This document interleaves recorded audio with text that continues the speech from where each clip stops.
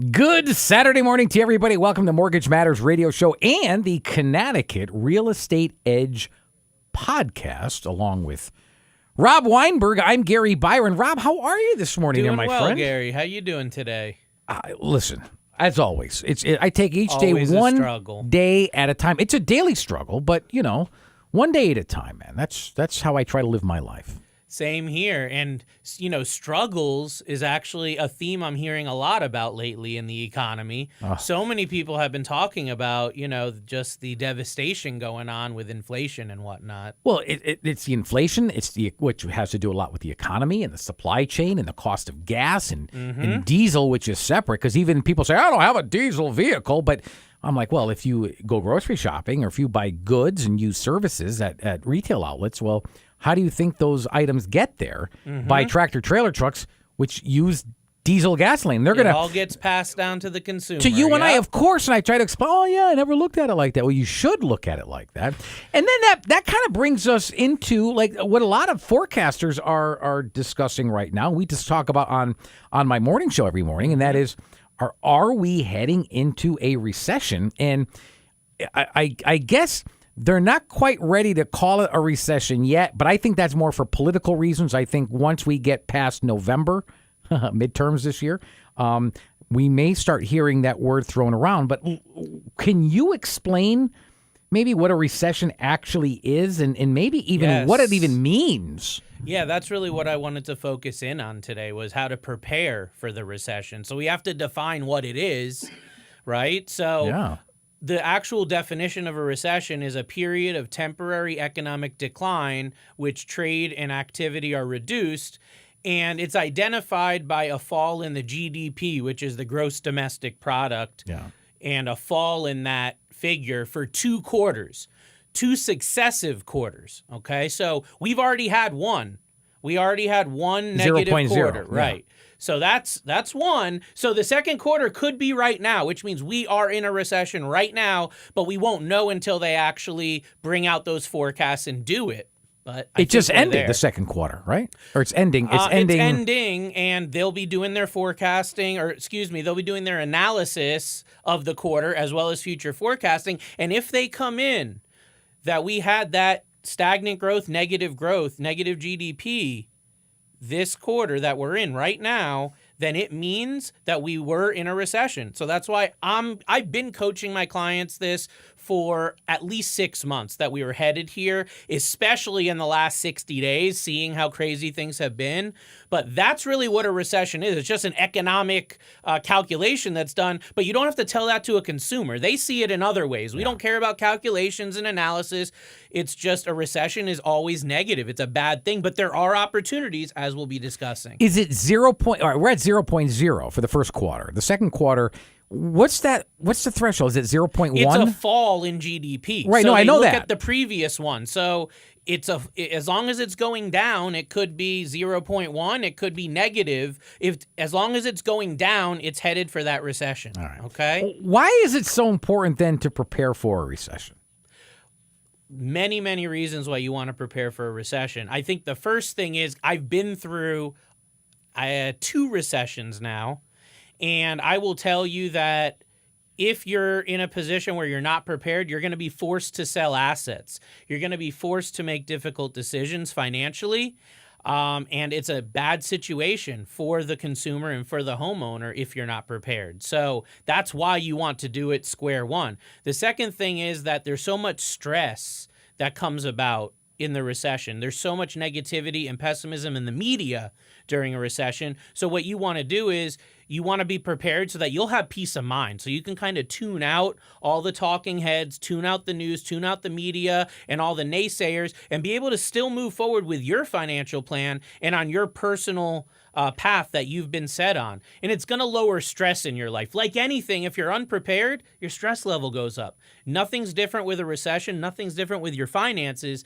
So you want to make sure that you're financially prepared for the recession so you can have that lower stress and know that you're set up. The last thing I would say is that being prepared for a recession is the smart thing to do. Like anything in life, you want to be prepared. they say always be prepared. Well, we know that this is coming or here, so now is the time to seize that opportunity to prepare. If you wait until all the talking heads in the media and news are saying we're in a recession, it's proven, the statistics are there, we're in a recession, by then it's typically too late because you're with the masses at that point. Everyone knows we're in a recession.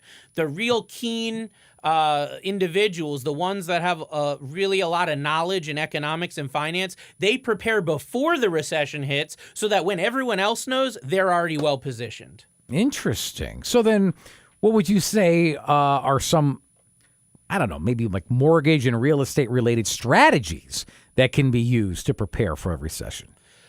Okay, so when it comes to your finances, we'll break it down in different areas, but real estate and mortgage is obviously an area that I have expertise in that I can use to talk to you guys about how to prepare using those assets, using those tools. So the first thing is going to be that if you have properties that have gone up significantly while the economy was expanding, when we're going into that recession, it may be a good time to think about selling those properties because even though real estate does not historically decline other than the 08-09 recession, all the other ones, real estate stabilized, usually right before the recessions when you may be at that peak. You know, you may have that peak appreciation. Your property may be worth more than it has been in many, many years. So it may be a good time to take some chips off the table, as a lot of people have been doing over the last little bit. And I want to put an emphasis on minimizing taxes when it comes to selling assets, because something that I've seen a lot of people make the mistake of is they'll sell properties and other financial assets without any realization of what the tax implications are going to be. So you can end up thinking you're in a great spot financially, making financial plans, and then getting hit with a huge bill from the IRS. So sell properties, but be careful and talk to a tax advisor, CPA, about that so you can do that with minimizing the taxes. The next thing that you want to do regarding real estate headed into a recession is that you want to refinance your properties, because you'll find, again, the appreciation has happened significantly, so it's a great time to restructure and reconfigure the mortgages, the financing that you have on your properties, for all the reasons that we've talked about in previous episodes.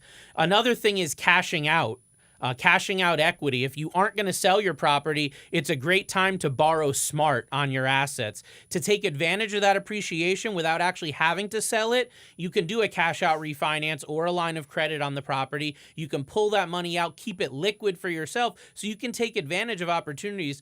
And a recession's a huge time when these opportunities come up. One of the biggest issues is people run scared, as we'll be, discussing here further, and they don't have the liquidity, they don't have the money available, so they can't take advantage. If you take these ideas that we're discussing here today and you implement them, you'll have the liquidity, you'll have the money available. So when we go into that recession, whether it's a month from now or a year from now, you'll have that ability to take advantage. And that's what it's all about, is liquidity and having that money available. The uneducated person that just heard you say that there's great time right now to do a cash out refi. Mm-hmm. Now, some people, bear with me, Mm-hmm. may say, "Oh, come on! I mean, the rates have gone up. Why would why would I go from a 2.99, Mm-hmm. A rate to a 6 or a 6.5% rate? Sure. Why would I increase my APR? Why would I want to do that?" So, but yet you say it's actually not a bad time to do it. It's not a bad time because no matter what the mortgage rate is, other rates are going to be higher. So one reason would be debt consolidation we've talked about. Okay, you're going to trade your mortgage in, maybe take a step back on the mortgage, but you're going to take 2 or 3 steps forward on your entire financial profile. We need to look at it like a portfolio. I mean, debt is not just a mortgage. Debt is everything: credit cards, auto loans, student loans, medical, etc. So that's one reason. Number 2 would be return on investment. So no matter what the mortgage interest is going to be on a cash out refinance or on a new mortgage that you're going to get, the question is, can you get a higher return somewhere else? Very simple. So like you said, 6%, for example, if you're borrowing, you're refinancing at 6% and you're getting rid of that mortgage that was at 2, 3, 4%. Why? Because the question is, can you make more than what you're borrowing the money at on the mortgage in an investment opportunity, whether that be another property, a business, or another alternative investment vehicle? If the answer is yes, then there's an argument for you to take that mortgage and take that higher rate. But the other thing I want to speak to, Gary, that's been a huge point of discussion with my clients, especially over the last couple of weeks where we've seen this, skyrocketing interest rates. It's actually the quickest rates have gone up since the late 1980s. So people haven't seen this lately, and it's scary.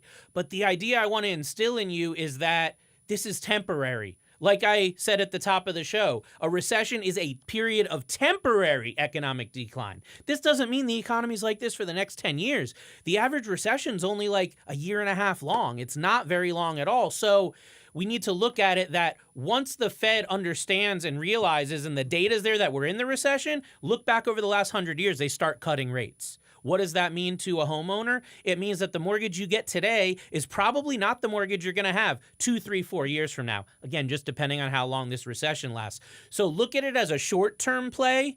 It's not a mortgage that you're probably going to keep forever. And what would the odds be that over the next 5 to 10 years, the rates are going to come back down? Maybe not into the 2s, but even the 3s or 4s would be a great opportunity to refi a loan that's at 5, 6% and get it down a couple percentage points. All right, so I just asked you some strategies for mortgage and real estate. All right, so I'm going to ask you the same question as it pertains to investing in some financial strategies. What are some investing and financial strategies that can be used for a recession? Definitely. So a lot of people have money in stocks, 401ks, and, other investment vehicles, cryptocurrency, for example, which, is very volatile. So one of the things you want to look at in your investment portfolio when it comes to the recession is investments that have done really well as the economy's been expanding, like maybe your stocks or whatnot. You want to look at maybe taking some chips off the table on those. The investments that have performed well might be a good time to lock in your gains. Of course, as always, you want to consult with your financial advisor, your tax professional, to make sure you're doing things the right way from the tax standpoint, because that's so important. But overall, investments that have done really well going into a recession may not do as well. So if you agree with what we're talking about, if this is resonating, look at your portfolio, look at your stocks and other investments, and think about maybe taking some of those winners and pocketing those winnings, so to speak, and taking that off the table, taking that out of the risk pool. The other thing is going to be shoring up your reserves and your savings. So as we were discussing on the real estate side, there's all these opportunities that come up in recessions. Millionaires are made in recessions. Fortunes are made in recessions. But you can't make that money. You can't capture that wealth if you don't have money available. It takes money to make money. It takes money to invest to take advantage of these opportunities. So you want to use the upcoming recession as an opportunity for you to keep liquid capital, maybe beef up that savings account that you've taken money out over the last several months or years. Wherever you have to reconfigure things, get money in cash. Cash is a great place to be while the stock market and other investments are going down, while there's a lot of uncertainty in the market. Cash, although it is being eroded by inflation, it may not be eroded as much as if you left it in the market when it may go down 20, 30+%, as we're seeing over the last couple of months here in the stock market and whatnot. So use the opportunity to shore up that savings account. The other thing, and the last point I'll make on financial opportunities and things to do for a recession, is going to be deleveraging. So we see inflation going up. That means credit card rates are going to go up. Personal loan rates are going to go up. Everything's going to go up. How can you protect yourself? Deleverage. That means you want to pay down debt. You want to get out of debt. You want to lower your risk. How do you do that? The debts that have high interest or the debts that have variable interest where they could be affected directly by a recession, like credit cards, home equity lines of credit, or any variable rate loan, use the opportunity to either pay it down or completely get rid of it, because you're in a very high risk situation if you keep that loan through a period where the interest rates could significantly be very volatile. You might see them go up significantly and then down significantly, but you have to adapt to that as a consumer. And it may be difficult if you're on a limited or fixed income and you see a payment go up hundreds of dollars a month and you're not prepared. You can avoid that entire stress. You can avoid that entire predicament by just deleveraging during a time when you do have income, you do have savings, you do have a job. Again, take some risk off the table and prepare. I was just talking with a financial advisor. And we're talking about how volatile the market is, but it's always volatile. But I mean, Sure. we're right. It had been high for so long, years on end. Now it's, people, it's losing every day. Oh, yeah. So I said, we're talking about, I said, now's really not a good time to be in the stock market. And he goes, oh, no, now is the perfect time to be buying stocks because you're buying Yes. low. He goes, now's not a good time to sell. It's not. But he goes, no matter what, if you buy 50 shares or something at low, you're still going to always have those 50 shares. As it goes lower and lower I and lower, completely it'll come right agree. back up. He says, no, this is actually the time to buy because you're buying low. But the thing is, you can't buy low if you don't have the money available, Right, right? of course. So I've seen people sell out when, the stock market goes down. Always a bad move. It really is never a positive, good thing to do. But someone that has money available, that has the liquidity we're discussing, can use the opportunity to be dollar cost averaging in, buying every week, buying the dip, as they say. Right. And if you've got a 5-10 year time horizon, look at the statistics, analyze the stock market over the last 100 years. Look at recessions, look at expansions, look at what's happening and see that buying today, there is almost 100% certainty that 5 years from now and 10 years from now, your stock investment will be more then than it is now. How does the general public then handle a recession? Like anything, you want to do the opposite of the masses, right? So the masses are the average. They're the people that are not where you want to be. It's society in general. So what we see during recessions is we see the general public has a lot of fear. Everyone's running. Everyone wants out of whatever they're in, and everyone's concerned. There's a lot of pessimism. So whereas during the expansion, people are talking about how much money they're making, investments they're buying, how great everything's going, we see a shift in the recession to people talking about negativity, pessimism, bad things. It's just a shift in sentiment. And that negativity can really weigh on you. Sure. Hearing that everywhere, the news, the media, the newspaper, the radio, everywhere you go, social media, people are just putting out all this stuff about negative items and there's no positivity or motivation there. And that's bad for you from a psychological standpoint, from an emotional standpoint, because this is not a marathon. This is a long-term, very, very long-term race that we're talking about here that you need to win over time. So running scared and selling out and doing nothing and being paralyzed, that's not what you want. The general public freezes. So they're not buying investments. A lot of them are actually selling when they shouldn't be. They should be holding on. And as you said, they should be buying more, but they're selling out. They're freezing. They don't know when it's going to end. They don't know what's going on. So they don't do anything at all, which can be negative too. And selling out of negative investments or bad performing investments due to fear means that you're going to miss the bounce. We saw it during COVID. We've seen it during every other recession, that there's going to be this bounce. You can't time the market. You have to be in during that bounce, because by the time you as a consumer go, okay, we're back to growing again, we're back to positive economics again, you've missed out on a huge gain. Huge gain. And again, I point out the example of the shortest recession that we've ever been in as a country, which was COVID. Didn't last long, but look what happened to the market, and the people that sold out, they got screwed because the market came roaring back and finished the last couple years with double-digit returns. Those that sold out, they didn't capture those returns. Some of them are still on the sideline now. Some of them got in, and now they're paying the price for not getting in when they should have. Folks, you are listening to Mortgage Matters Radio Show and the Connecticut Real Estate Edge podcast. If you'd like to make an appointment with Rob Weinberg, very easy to do. Simply call him. Make this appointment at 860-413-3938. I'll repeat that for you. 860-413-3938. You can check him out online at ConnecticutMortgageLending.com. I'll repeat all of that information as we get closer to the end of the show. Rob, why is going against the crowd? I thought I heard you mention that. Mm-hmm. Why is that so important for financial success in a recession? Yeah, so going against the crowd, they say in a lot of different items in the market, in the world, in the economy, is important to have success because, as we've been talking about, the public doesn't usually do the right thing. So the crowd, the general public, they're going to talk you out of taking advantage of opportunities. They're going to be negative, they're going to be pessimistic, and they're going to be telling you all the reasons why it won't work. This could be friends and family, the talking heads in the media, coworkers. I mean, there's so many different people that are sending us messages every day. You want to surround yourself with positive, optimistic people that are where you want to be. You want to have, giving you advice, people that are having the success that you want to have. Those are not going to be the people that are telling you, don't do that, that's a bad idea. You got to always look at pros and cons. You always have to analyze opportunities. But again, if you go with the crowd, they're not going to be positive until you've missed out on a lot of options. So that's the reason why you don't want to listen to them. The other thing is something called the force of average, or called FOA.